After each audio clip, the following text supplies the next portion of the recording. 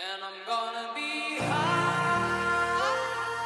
Good on you, Donald. I'm the Rocket Man, yeah. I'm a rocket man.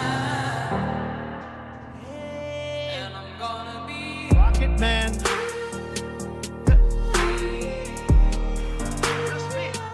I'm a rocket man. I wanna go to the moon.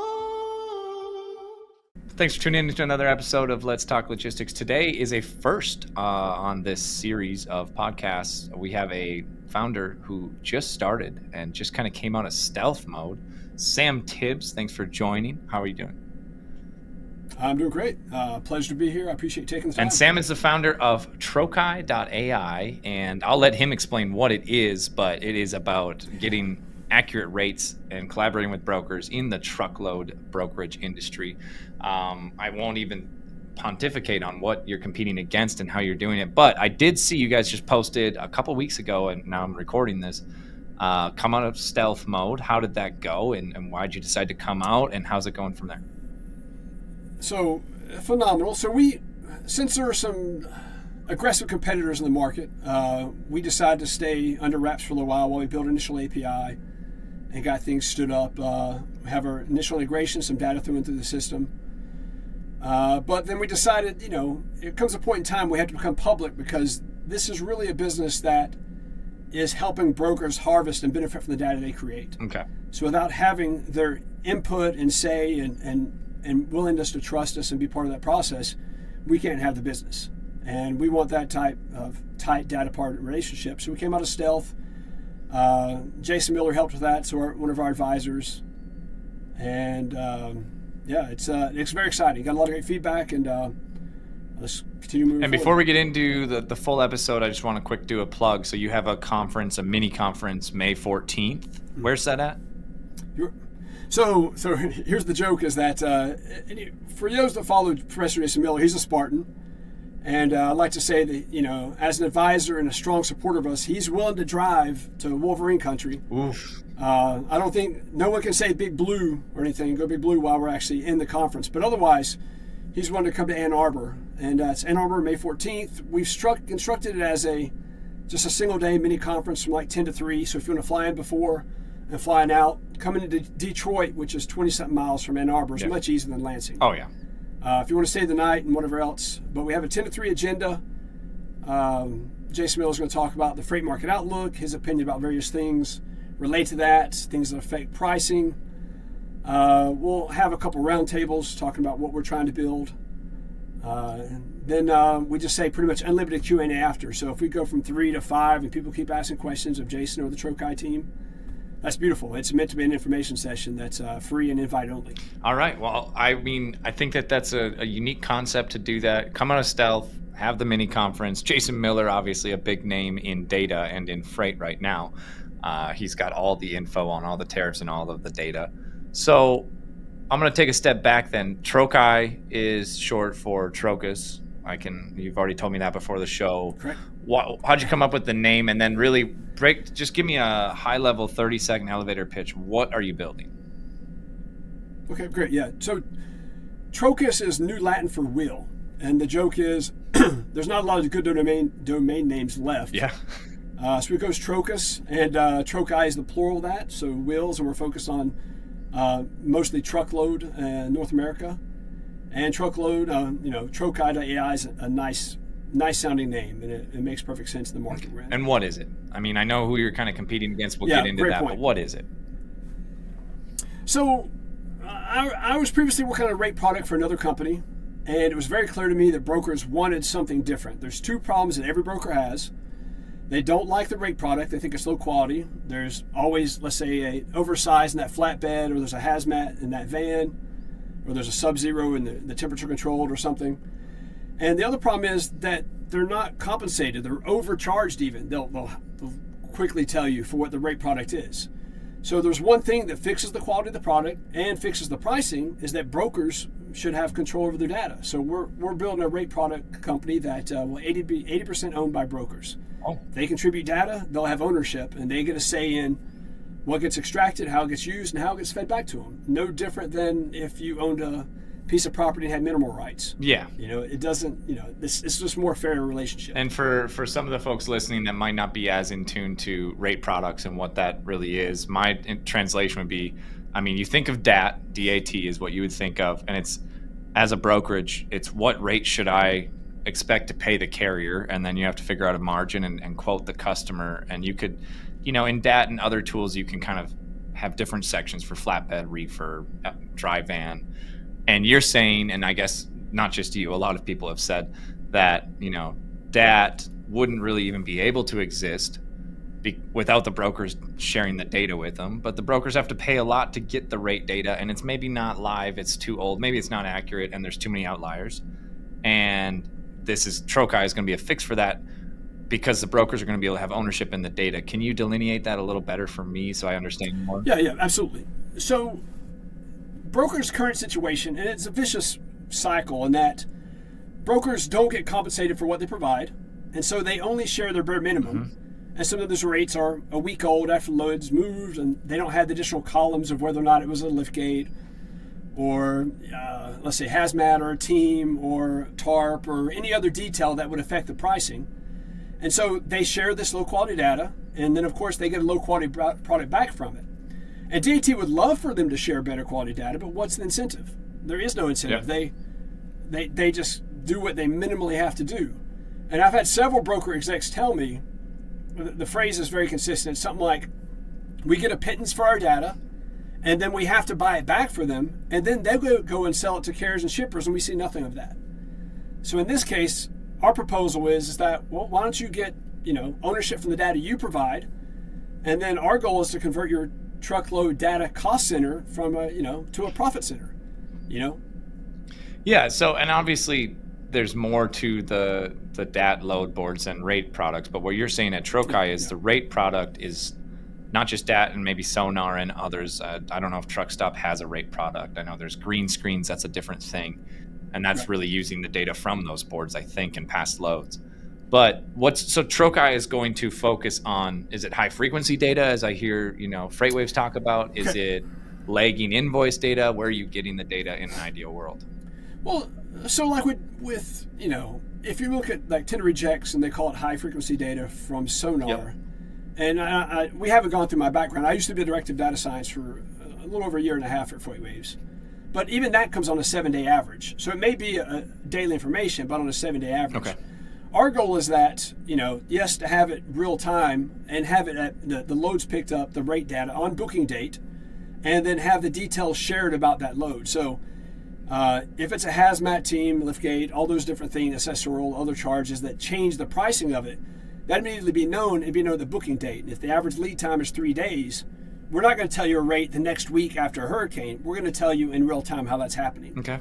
And so, and brokers having the alignment, being the true data partners, owning the majority of the company makes perfect sense. They would share the data that's going to be best for them. Yeah, I was going to say one more question, then I'm going to get into your background and why you're qualified to start Trochi and like how your background has led you to this. But one more question would be, why doesn't DAT do that already? What's their limiting factor? Is it the fact that the brokers are kind of like the transaction for them, or how do you look at that?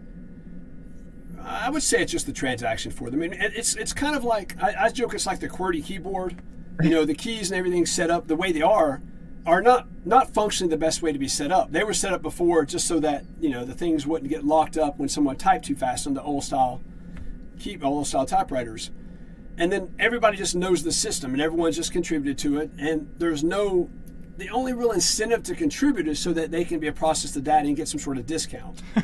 And it takes a little extra work to add in some additional columns and whatever else. But again, if you feel you're being taken advantage of, it's like if a bully comes up and says, "Give me your lunch money." Well, here's an extra quarter. You're not going to give up more than what you minimally have to give up to participate. Yeah. And so that's the structures. But if they're a partner, it's a completely different setup. Yeah, I can understand that. I think that's a pretty simple concept. I think it's a smart idea too. So if we back up, who is Sam Tibbs? I mean, in a career-wise, where did you start? And maybe not all the way back, but where did you start in data science, and how did you end up, moving through the ranks and then starting Trochi? All right, so I used to be a finance professor, and I had to move back to Chattanooga area for family emergency reasons, take care of some family stuff. like many people do. A blessing and a curse. So I came back quickly, and you can't just get a professor job. I can't just go to UTC and say, "Hey, I'm here. I wasn't here last week. I'm I here don't know now." if you've heard of me, but I'm here. Get me on the schedule. Yeah. So surprise in Chattanooga, I fell into a transportation job. I mean, Shocker. pretty much that's shocker. So I started at Covenant Transport on their data team. I built their OR rate per tool, their profit analyzer, so they could see the profits they were making on each lane. After that, I was at FreightWaves as Director of Data Science. And if I brag, shortly before I left, if I went from, look at their diagnostics, I may be slightly off, but from raw data to final variable, I created, I think, 106 of their top 250 variables as of like 218 time frame. And 8 of the top 10 was on my code, and that was like 74% of all the clicks Nice. I was responsible for. So after that, I went to Leaf Logistics. Mixed feelings about them. I don't want to speak ill of anyone. I liked what they were trying to do. It just didn't happen. Yeah. I went to Cloud Trucks for about 2.5 years. Really upped my game, going to the San Francisco company. Really increased my skills, and they run non-force dispatch owner-operators under their authority and provide insurance for them. All sorts of mega fleet benefits, but at the small fleet level. I created all sorts of tools for them, pricing-wise, heat map-wise, and a bunch of other tools. When rates hit, it was hit quite low on the spot, and all those owner-operators under their authority were running, at very poorly, Yeah. I guess, based on pricing. They laid off about 40%. I happily went from there to Triumph Financial. Tons of data, tons of great people. You're at Triumph. I forgot about that. Yeah. So You got a lot of and, experience. You've had the peek behind the curtain on a lot of the big brands in data and in pricing and rate products. Yeah, and I'll go back slightly. I'll say before I started at Covenant, I was actually unemployed for 14 months from being a professor to starting at Covenant, and so when I didn't have, I was trying to get a finance job with my high accreditations in finance and whatever, and I couldn't get it in Chattanooga. And one day I saw an article saying data science, the sexiest job in America. I'm like, well, what is that? And it turns out it was like a lot of my academic research was in that area. So then I went to data science, and but the point being, when I started at Covenant and I finally had that job, I decided I'm going to know everything I can about transportation. Yeah. I'm going to, everything I can do, so I'm going to be the first one in office. I'm going to be the last one to leave. I'm going to read every FreightWaves, every Journal of Commerce, any CCJ, any Overdrive, anything I can find, any Facebook groups, whatever the case, I'm going to try to be the expert I can be. So, and several in that process, I had a lot of benefits. But part of that meant is when I was starting, I got to dig really deep into all the data details. Yeah. At every company I worked, I got to see the raw data and got to understand. Covenant's a good start. Yeah. Yeah. So a great set of people there. Well, I've been very fortunate in that way for a lot of things. So anyway, when I got to Triumph, I switched from data side and I became their principal product manager of AI/ML, and was working on some stuff for them. I guess I could say I was working on a rate tool for them. Didn't work out. It's been a tough market. They canceled my main project, so they let me go, and they were very kind, very thoughtful. They gave me severance and everything, even though I'd been there for 12 months. And I was like, well, I don't have a non-compete. They canceled the rate product. I know a lot of people want a rate product. I've had tons of interviews with various brokers and various companies.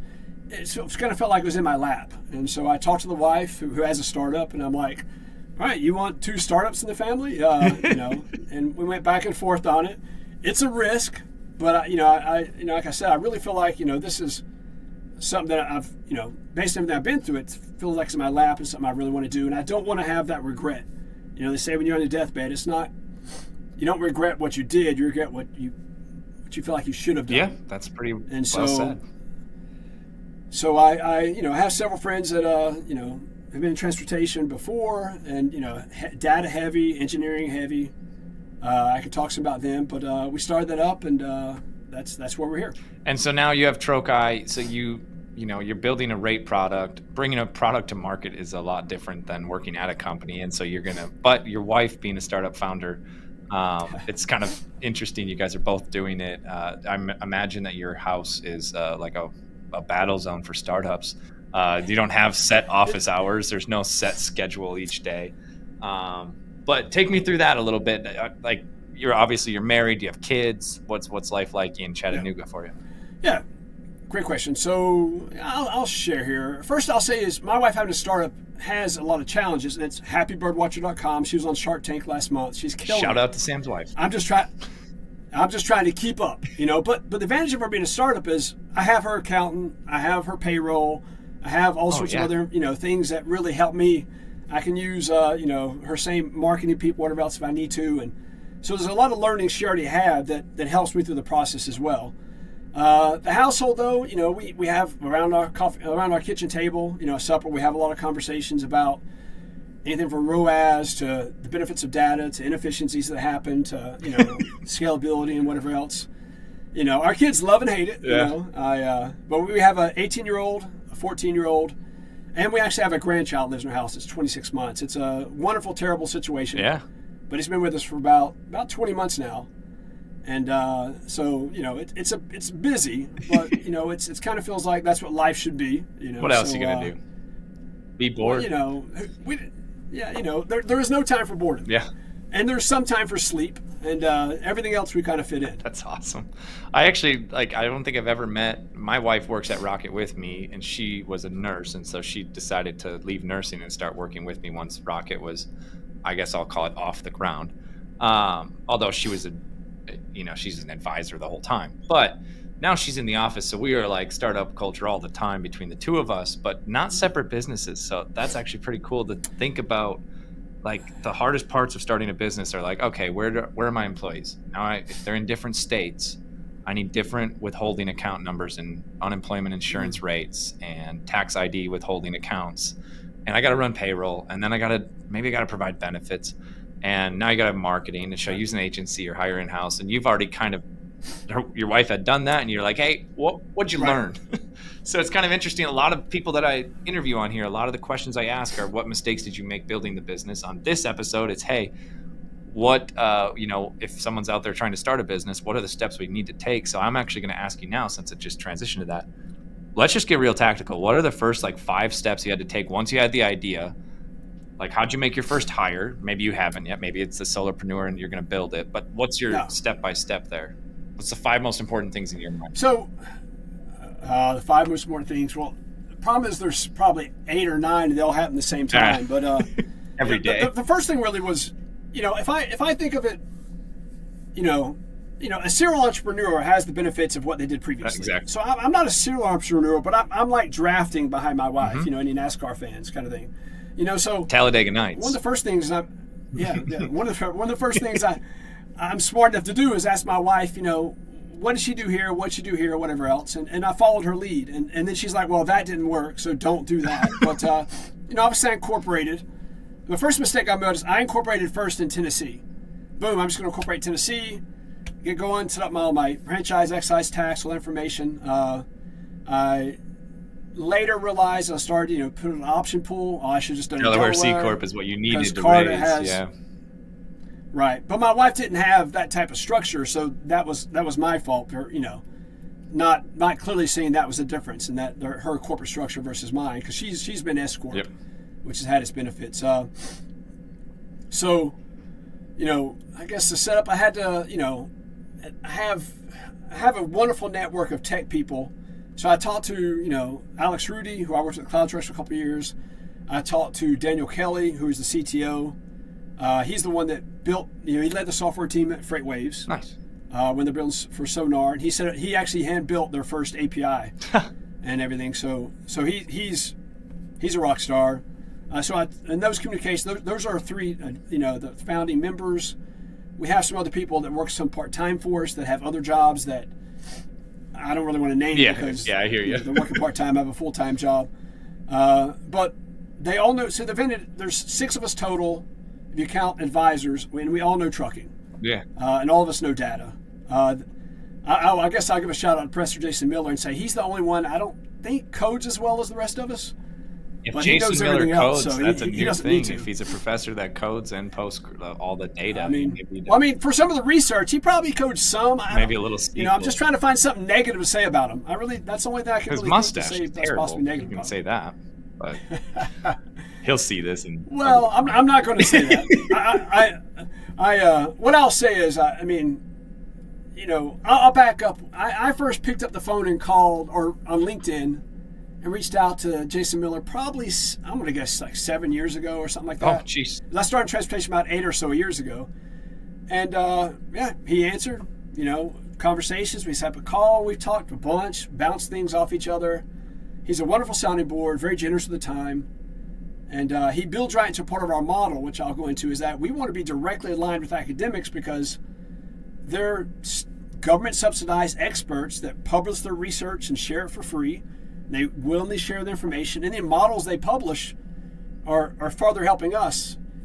And in addition to the founders, I should say, around that same time, I reached out to Jason Miller again and said, "Hey, Jason, I see all the time if one of these other rate providers provides I was going to bring this up. I'm glad you did. Oh, So go for it. but he brings up something. Someone brings up some data that doesn't make sense. He goes through and methodically, carefully, data-driven, exactly says why this doesn't make sense or why that number is skewed or whatever the case. And I'm like, can I have you as an advisor? Because I never want to be on the other side of that. I want you to see and go through our stuff in advance and tell us how we should set it up and whatever else in advance so that you don't slaughter us across LinkedIn. You know what I mean? He's like, great, sure. So I mean, a very generous guy. So yeah. Well, that's awesome. Can't say enough good things. So now that you've got it launched, you're out of stealth. What do you foresee as your guys' do you have an MVP that's going to go out? Do you have to have, because it's a network effect business, and if I want to break it down a little, I don't know your business, but I do know the business model that you should probably follow is that if you get a few early adopters that have enough data, then you finally get enough data for it to be meaningful.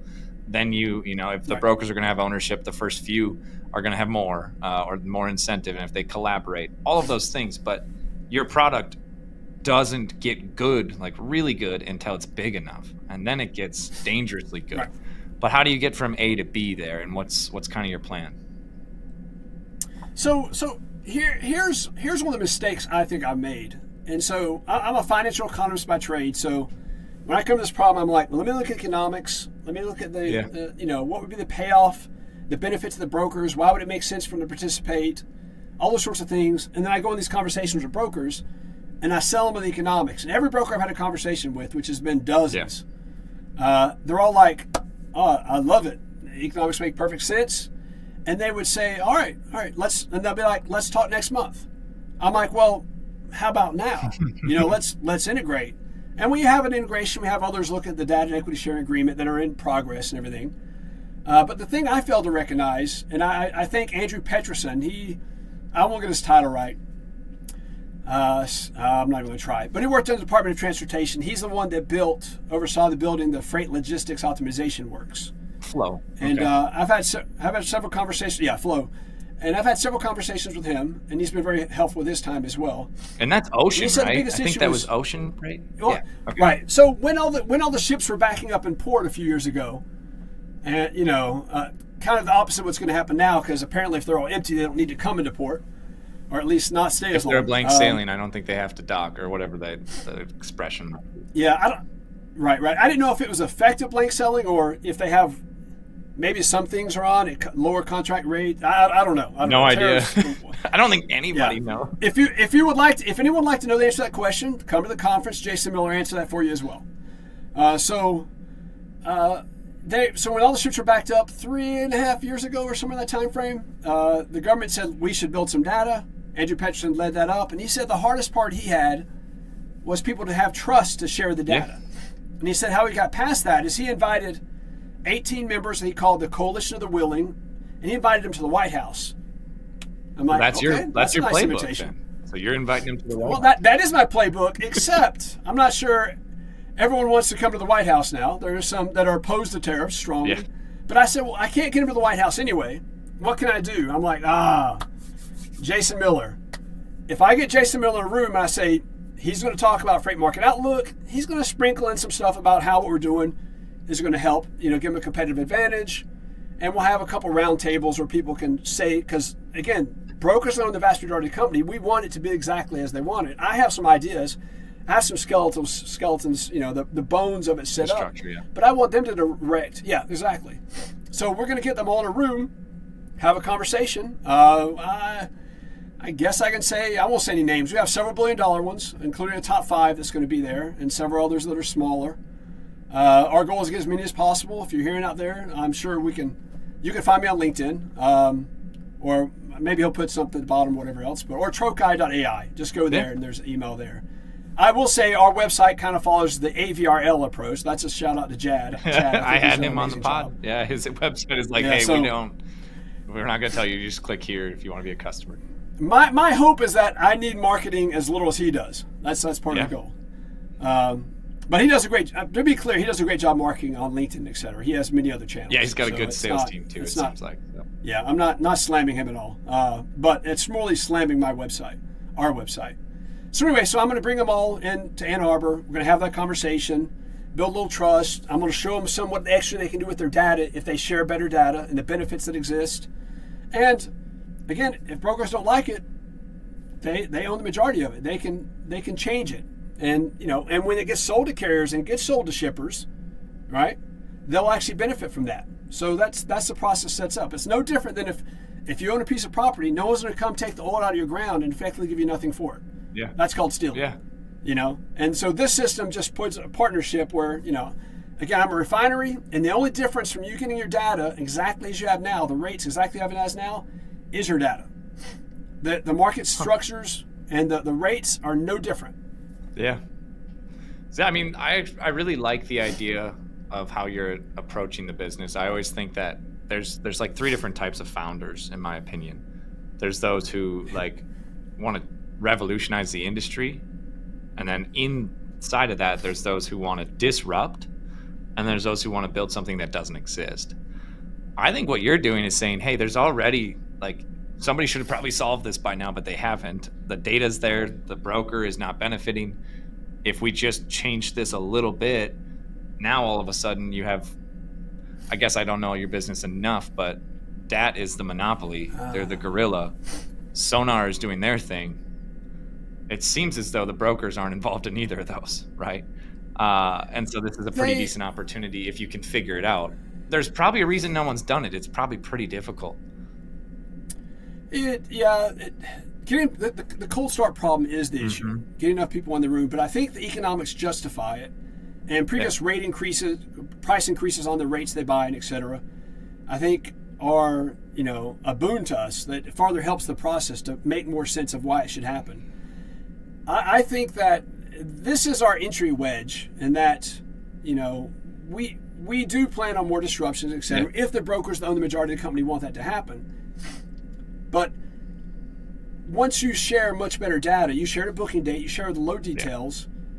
Imagine, for example, if brokers wish, because it'd be their choice, let's say they share all the shipping information, and we geofence, we have the locations, and we know, that's a manufacturer, we know the commodity type on the truck, we know the weight. If brokers choose to share all that with us, then we could build something like the ISM PMI numbers, except we don't have to wait next month, and it's not a survey. We'd actually know how many trucks come in and out of auto places or auto manufacturing or food distribution or whatever the case based on that. So, and then we have another product, but the issue is rates consistently being, reported early, rates, and data being used to produce an ISM type PMI number, or rates to, there's other things we have in process I don't necessarily want to speak about. But there's a lot of the products that can exist that really change the market if better data is shared. But you have to have that fundamental shift to lining up the incentives to why would a broker share their data. And the DAT model, and this is probably the first episode where I'm way out of my depth here as far as understanding of the subject matter, but I'll ask stupid questions on purpose then. So DAT right now says, hey, we'll give you a big discount, maybe a small discount, to a broker if you share your data, because they want the data. Then Sonar has high frequency data from shippers. I believe the shippers are sharing it with them. But then I remember there was drama because I follow Craig on X, and he's a prolific poster. I've never seen anybody be able to do it like that, and it's mostly thoughtful. But he's posting, and then like Dat was saying, you can't share data with Sonar if you want to be with us. Like there's all kinds of infighting. So Trochi comes out and says, what if we went to the brokers and gave them an incentive to share the data? And once we have the data, we can do all of these other things that you maybe don't want to announce. But it is the fundamental key turning. Who's going to put the value where the value comes from, which is the brokers. Right. So we're going to give away 80% of the company. And I've had people, I even had the first crazy. angel investor I talked to. Right. The first angel investor I talked to literally started rubbing his one of those. Brow when I said you're gonna give away a lot of the company. Well, I mean, 50% of it's given away just in exchange for data. Right. There's nothing other than just integration. You integrate with us, you share your data. That's how we get 50% away. And if you give away more data, you get a large percentage. Our goal is to get $65-70 billion. And so let's do some easy math. If we're trying to get 70 billion of data, and you supply 7 billion of it, of the annual spot data. I apologize. So if you share 10% of that data, then you get 5% of the company just for nothing. Another 30% is, I've had a lot of brokers tell me, don't raise VC money. We don't want VC money. Ask us and we'll invest, right? And so we've set up some terms to say, and we're putting it in a term sheet that says, for the first billion of data, you get it.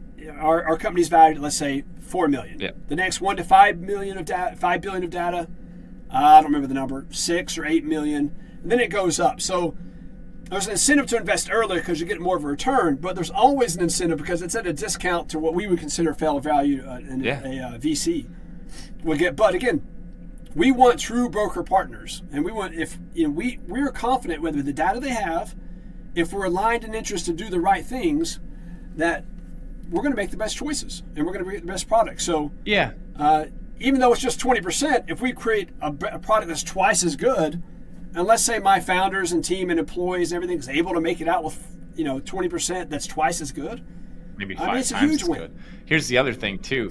Well, every founder and every CEO that's running a company has to worry about losing customers. But if you have brokers as your customer, just like Dat does, they have brokers as their customer, and they raise their prices, they could have attrition, except for there isn't really very many other options. And so they don't have the attrition. They just have disgruntled brokers sometimes. And Ken Adamo, if you're listening, I'll have you on as well. I'm not trying to trash Dat. I'm talking about the rate product and just that part only.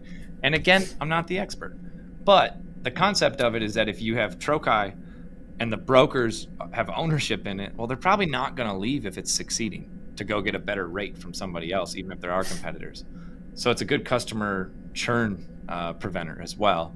And then the other side of it, if I'm looking at it as a founder, is that you don't have to have that many customers if you have a few really large customers, because you don't care how many brokers necessarily. You care about how much data you can get. So if one broker gives you $10 billion of data, and there are brokers who have that much data, and another broker gives you 100 million, it's like, okay, thank you for that, and you can be part of it. But that broker who gives you 100 million maybe isn't as important to you, but they get access to that 10 billion, so it's important for them to be part of the community almost. Right. It's kind of interesting. So so the smaller brokers, I can use the same TMS over and over. So there's some ease, whereas the 10 billion or 5 billion or 3 billion, and I've heard the stat that 75 of the top 100 have customized TMSs, but I can't remember. So the customized, to get the info we adjust out. for the others. Yeah. But you're saying if you integrate it's a into trade-off. I don't really want to name names, but into a popular brokerage TMS. Yeah. Oh, you can name all the names. Thai TMS, I don't know. Revenova, McLeod, whatever. 3PL systems. There's a bunch of them that have a lot of brokerage, the small to medium-sized brokers on them. If you just integrate once, you get all their data. What about like factoring companies? You could integrate into them, right? I could, but I want to be partners. The broker's the one that really create the data. Yeah.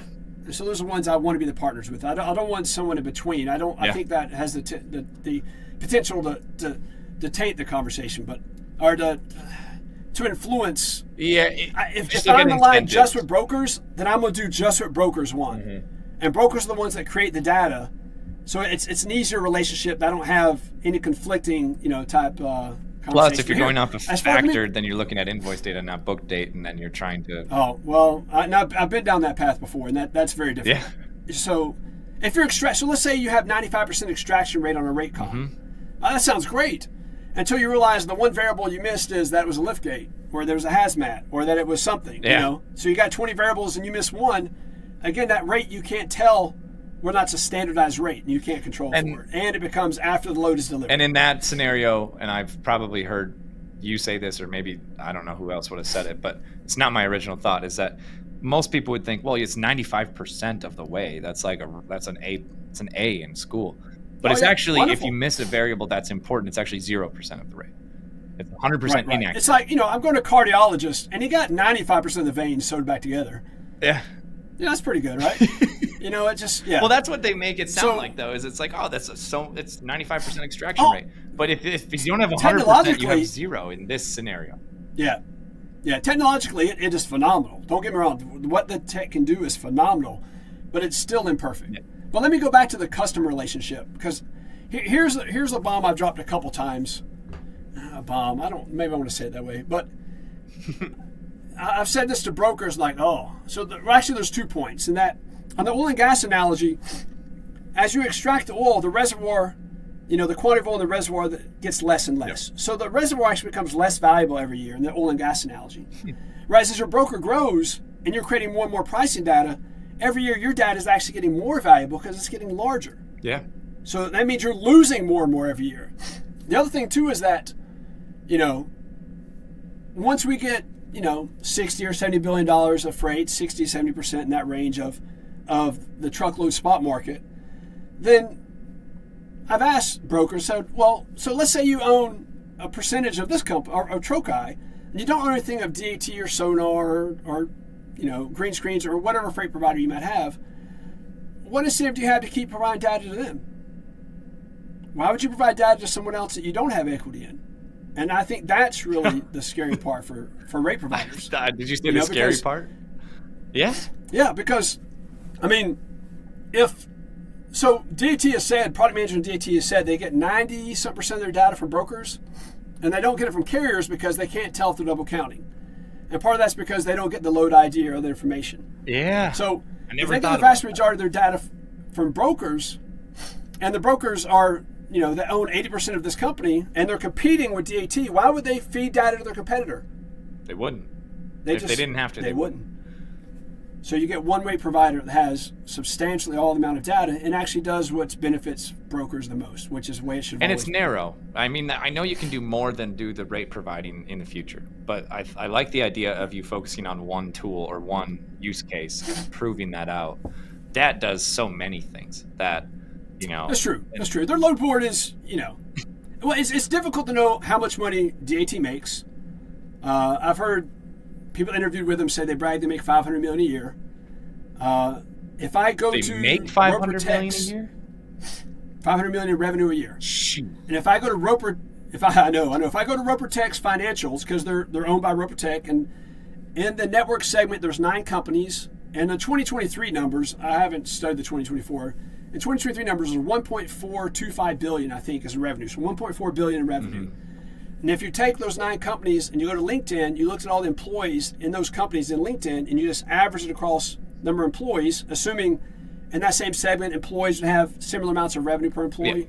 I come to about 400 million based on that estimate that DAT makes. Okay. And so let's say, 60%, 2/3 of that comes from the load board and other things. It's still, 100 million, 200 million a year, depending on which Of number SaaS you use revenue.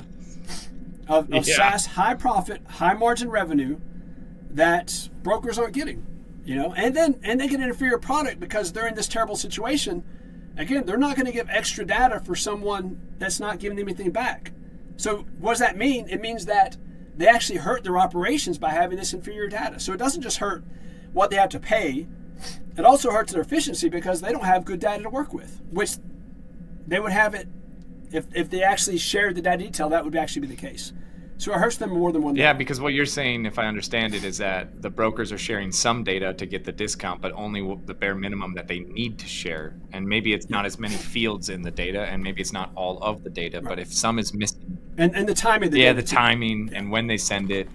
And man, so that's gonna, if Trochi succeeds and is able to get 50% of the market, 50 billion, and then the big players say, well, we don't have to give data to both, we can choose one, and the one that has ownership is who we'll choose, then you would have the superior rating product because you're a data scientist.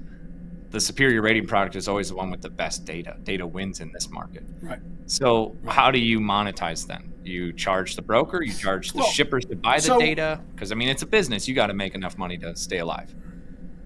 So I would love to have, let's say, 2/3 or 70% of brokers as equity owners.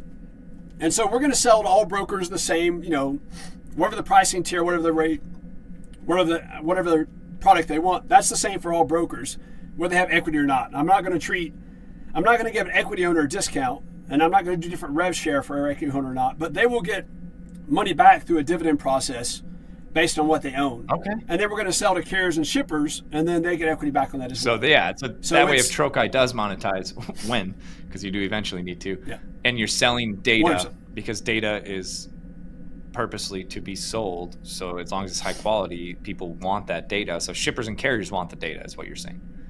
For someone who's listening, maybe they are a truckload broker and they work at a brokerage, or they're running one and they don't realize like why DAT does what they do and what the data's for, and Sonar as well. Like, they're selling the data so that supply chain folks can make decisions on what's happening. And like, if you couldn't have entered, regardless of anybody's opinion on tariffs, Trochi couldn't have entered at a more interesting time to come out of stealth, because everybody wants high frequency data that might tell them what is going to happen next, or what has already happened and what that means. And Sonar and DAT are both telling narratives. And then Truckstop had some data that got released, and everybody saw the dry van rates dropped off a cliff, and several people said that's not real. It's kind of an interesting landscape. I don't have enough time, because I spend most of my time researching home delivery and big and bulky LTL, and doing podcasts. However, if someone went in a deep dive, DAT has different data than Truckstop than Sonar. But they're all getting most of their data. Well, I think DAT and Truckstop are getting most of their data from brokers, not from carriers, because of double counting. So if you could create a single source rating product that was just meant to be a rating product, not a load board, not a multi-use tool, and you just had all the data, then everybody would want to pay for Trochi's data and not anybody else's, because they might still buy theirs to compare, but there's always going to be a superior data. I mean, there's nothing wrong with triangulating and trying to figure out a better rate. But for example, when we get the data detail on booking date and additional columns, we can show things like, all right, you want to see a rate, but you don't want to see 24 hours before pickup, because you know how much lead time affects pricing. Fine, we have a toggle switch, you can throw that out. Or you just want to see that one day. As long as we have enough data on that lane, we'll show that to you. You want to make sure that there's all those special hazmat team, oversized, overweight, blah blah blah, all those things are out. No problem. You want to see the distribution of rates? No problem. We don't need to cut off the 25% tails and show the middle 50, as we have a clean distribution, because we already know that these are clean standardized rates. Yeah. You want to have all the information? Great. We have it, and that's that's one of the secondary ways you're suffering beyond what you're having to pay, even though you create the data, is you get an inferior product because you're not compensated for what you share. This should be, and so that's here's a tip for your marketing strategy. Once you get brokers adopting this, you should give the brokers an incentive to post the comparisons between the rates that they're seeing in Trochi versus DAT, and then the reason that the long tails are cut off. And if you don't explain that, nobody knows why they have that. You're a data scientist, so you kind of set it high level, but for the layman, it's because there's so many outliers that they're like, well, what's the distribution curve? And here's all of that. You're saying you're just going to show them the numbers. I'll show them. I mean, and of course, yeah. And I'm going to feed back what they've done. Again, for the products that exist in rates, there is nothing proprietary. All that exists is the data. The market structures are the same for everybody. The 8 quotes, 3 providers, or 5 quotes, 5 providers, however you wish to do it, is the same. So this is simply just a hot product swap. You have it this way, I'll give it back exactly how you have it. And then we have other things we're going to do to Yeah. change the market structures and other things. But we're gonna make it as smooth a transition as possible. Give us 6 months integrations with multiple products, which you trust us, and we get all that data. Boom, we'll switch right out. We'll do it before the next contract negotiation. There it is. All right, I got to pivot a little bit. So you're building Trochi. You've got a lot of data science experience, but you were a finance professional, right? Like you're a professor, finance professor, yeah. finance professional, Yeah. finance professor. Close enough. I need my tweed jacket and stuff, but yeah. So you were a professor. What do you like? What's your goal with building this business? Is you're going to only own 20%, and I say only because most people think of it the other way. They want to give up 20 and keep 80. You're doing it differently, but it's intentional. What's your goal with it? Ride it out for a couple of years and sell? You're trying to say, hey, I'm going to run this to an IPO. I want the brokers to own this forever, and I just want to be involved. What drives you on that? So I have an easy out here, and it's what the brokers want. Because the brokers are the majority of it. But what I would like to have happen is I want to build a business that can really change things, improve things. If the brokers wanted to go a certain way, they own the majority of it. But what I would see it happening, like if I think about, there's air freight companies that share data. There's markets.com was started that way. Verisk was started by people putting data together. And those things continue to exist. I could see this existing long term and having a lot of benefits. And if I'm really going to dream, here's what I'd like. Here's honestly what I'd like to have happen. This is one of the early dreams with this. But brokers have told me, and again, they run the company. So if this is all they want's a rate product, that's fine. And that's the first thing we're 100% focusing on. But again, if we have data at booking date and we have the information, and if the broker-carrier relationship continues to be commoditized, which GenLogs and other products does, because they know what carriers run what lanes, you can call a very carrier that regularly runs, Dallas to Charlotte, for example. You can call them. You see, they just did it 100 times last year, or Yeah. 30 times last year. Not that much. Yeah, But you can find that carrier. So if we get this data and we have it for 65% of the spot market or so, and we know it at booking date, we know the truck will next be empty.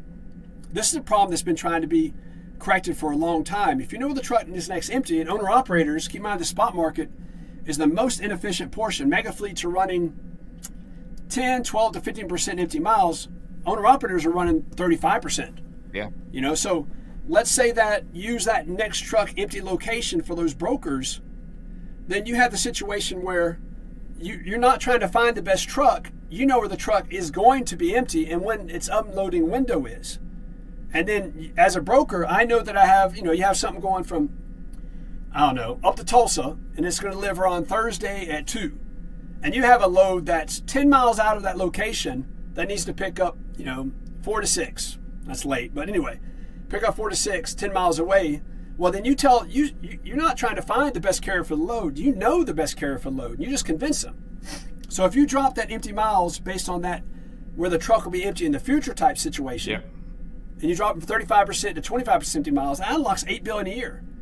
And what that means too, and research says you can go from 35 to 12%. You drop it just to 25, that's $8 billion a year in savings. The average load, the driver drives an hour less, so it's better for the driver. Yeah. The driver isn't managing 15 to 20 apps anymore. He gets a ranked list of what his best loads are, and he chooses that.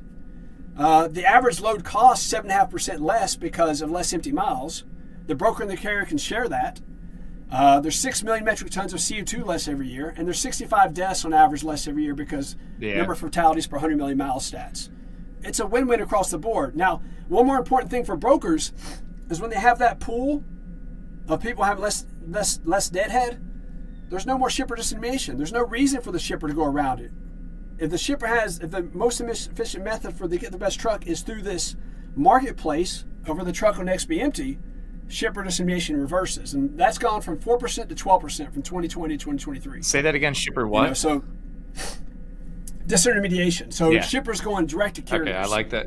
There's no reason for the shipper to go direct to carrier if the brokers join together and build this marketplace. And that's what I'd like. You're to see saying happen. brokers I'd love could to actually add value and be more than just working 100%. post and pray on the load board. Okay, in this situation, all load boards go away. Well, and Anyone that's participating in this marketplace shares after a certain amount of lead time is left.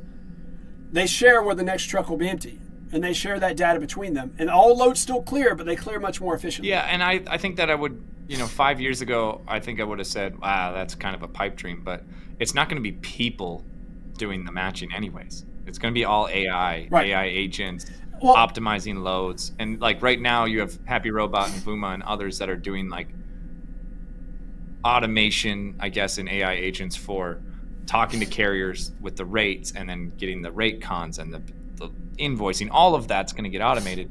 But what you're talking about, it's not even a human having to work that loop. It's the trucker is going to get the suggested loads, and the broker is going to get the suggested trucker. It's going to match, and it's going to be AI, and it's actually doable today probably. If you had the right data. But the role so I feel the carrier sales rep role just changing in that currently, let's say you have to make 20 phone calls to find that right truck. Yeah. Now, So instead they in don't. this So future instead they situation- post it on DAT, and they wait to be called, Right. which is what most of the industry does. Right. I think everybody says they're calling to find the perfect match. DAT's got their little perfect match feature, but most people are posting and praying. That's all they do. And in this market, it's Right. fine.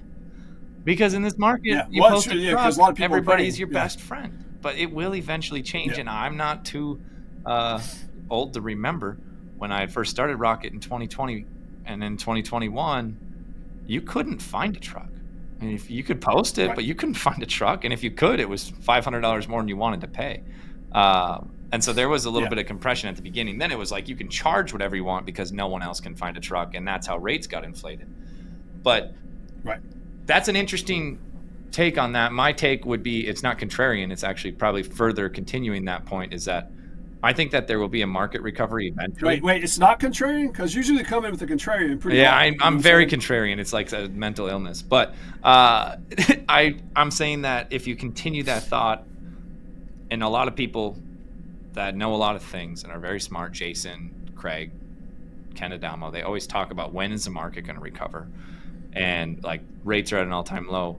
But if tools like Trochi, and it wouldn't be your guys' thing, but if AI actually gets us to the point where like load boards are kind of obsolete, and shippers can use broker marketplaces like that to actually be efficient, then rates will stay lower anyways.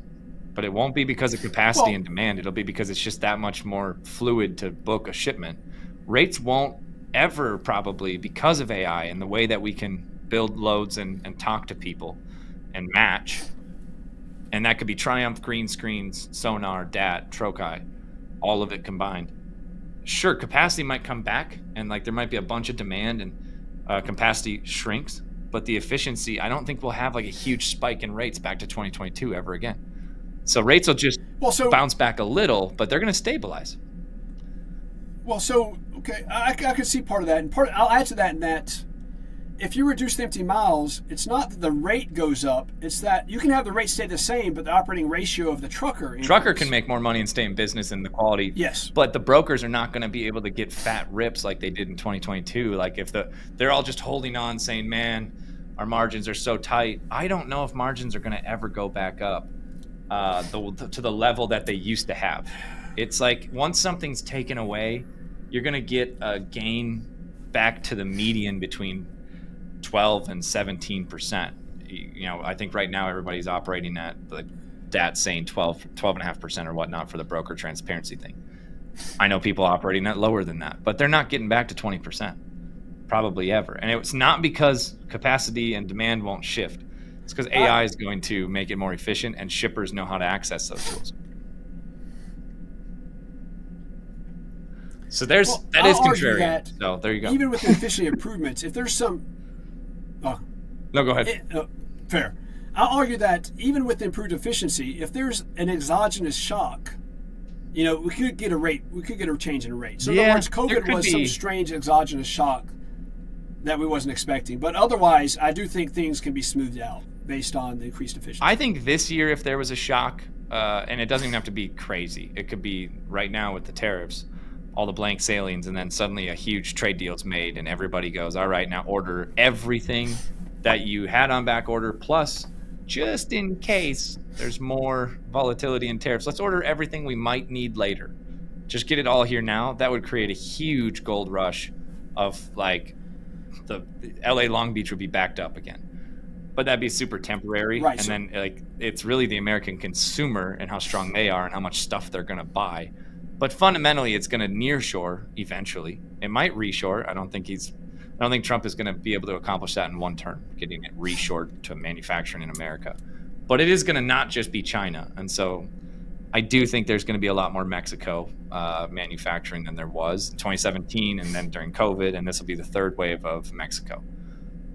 I don't think that that's actually the administration's goal, but that's what will end up happening. Yeah, I agree with a lot of that. What I'll say is on a lot of the rate increases we saw in COVID were due to increased inefficiency. The networks were thrown out of whack, and there were more waiting at doors. Shippers were willing to pay anything to get a truck moved. Right. $10,000 so on the a utilization truckload. was lower. Yeah. So even though the trucks were the same number, the utilization ability of them due to out of whack networks and more time at the doors, etc., meant it caused a price increase. I could see that, when shipping starts again, if tariffs are released, and if there's a pent up demand, we got to hurry and have it, and that could create some sort of inefficiencies that does cause a price spike. But I don't think, again, to your point, to the same magnitude. Yeah, I also don't think it'll hit every sector. I think it'll be, like right now, even though there's tariffs and like the 145% on China, I think it's even more now. I just saw in the news there's like some that's like 3,405% on certain goods out of Southeast Asia. And so it's like crazy. But even if that happens, there isn't tariffs right now on Mexico and Canada. And so there's a lot of goods in the economy that are still just moving non-tariffed. And then there's a hyper like focus on the section of stuff that does come from China. In COVID, it was everything all at once, no matter what. And so that caused more of a shock. Right now, there's no tariff on steel out of Canada, although that was threatened, but it's not in effect. So there's still a bunch of shipments moving. That won't be as affected. But who knows what's going to happen? I just saw JD Vance was in India, and they're making a trade deal today. So maybe India is going to take the U.S.'s side. It's a whole crazy thing. Yeah, there's a lot of moving parts. I don't have Again, this is why I welcome a broker. If you want to hear Jason Miller speak and answer all these questions, conference is May 14th. He's the expert. He'll be the expert in the room, not just on LinkedIn. Yeah, in the room. That'd be fun. So May 14th in Wolverine Country, Ann Arbor. Fly into Detroit. It's the easiest one, 30 miles from there. Yeah. Sam, I appreciate you. 23 miles. The location is 23 miles even. I normally have a question at the end of the show. What one mistake did you make in your building your business that you would do differently, and if it wasn't fundamental? So I'll change it slightly for you since you just started. And I'm guessing you're going to look back in a year and be like, yeah, I did a bunch of these little things wrong. But what, for those who are out there W-2ing it right now, what advice do you have for them if they're thinking about starting a business and they're like, I have an idea, I could do it? Is it, get funding? Is it prove out the idea? What's your best advice for someone who's on the edge of taking that step but hasn't? Well, so in my case, I've created a lot of code that was used over and over at previous businesses. And I saw the value I added even after I left. And there comes a point in time where you want to share in that benefit. So if you're an expert and you understand a market or a niche well enough, if you can do it on the side while you strive your other job, then run with it. Don't have regrets of not doing it. Yeah. Every journey of 1,000 miles starts with a single step, and it's scary. And I've heard Dan Manstrom talk about this ally. He said, terrifying, exhilarating at the same time. It's a good feeling. Yeah. But, yeah, it's a privilege. It's a privilege to be able to have the opportunity to do it. And I don't plan on failing. But if I'm frank, just being open and honest, it could fail as soon as this call is over, and I still would not regret doing it, just because it's made me a better person. I've grown, I've learned a lot, and I've lived. So even it's the man in the arena, which is a phrase that Triumph commonly uses. Teddy Roosevelt. Yep. Man in the arena. I think that's really wise advice coming from you as well, and having worked at multiple of the large companies and you've seen that side of it. I think my 2 cents on that would be if you're an expert, or at least you think that it should be done a different way, and you didn't just have the thought, but it's continually been like, hey, why aren't we doing this? I used to say, hey, go to your boss and say we should do this, right? Now in this economy, everybody can use AI tools to build businesses, and it's the easiest time to ever start, like, get an LLC. But it's also the most crowded. And so I would say, like, the reason I started Rocket is because I saw e-commerce logistics and I was doing it, and I said, hey, let's go do it this way. And the president of that company said, no, e-commerce is a fad. And that was in 2019. It was not a fad, but I could have been horribly wrong either way. I think in freight, generally, people don't start businesses because of non-competes and non-solicits, but that's also kind of had some framework of, like, that's not going to be holding up as well either. And next week I have Steve Cox from Steam Logistics. I'll have to ask him about the end non-competes. wonderful. But I think that everybody should start a business if they have a desire to change something in the industry. However, my biggest advice is don't think that you have to change it all at once and be the disruptor to the whole industry. Choose a niche, rate products, to start with. You can't do it without any credibility if you're going to try to build the mega platform. And right now, there's at least 4 companies who are mega platforms who will not be in business in 2025 or 2026. So I just don't think that you should build a mega platform. Build a niche and then build a monopoly in the niche. Sam Tibbs, thank you for coming on. Well, let me add one thing. I'll add one thing to that. I want to say which company, I won't say what's executive, but I had one executive that I sat down with, and I was talking about a product we're doing, and I said, we're doing it wrong. And this was a clue in the past where I said, well, and they said, yeah, and the executive agreed with me, yeah, we're doing it wrong. And they said, but we're already doing it that way.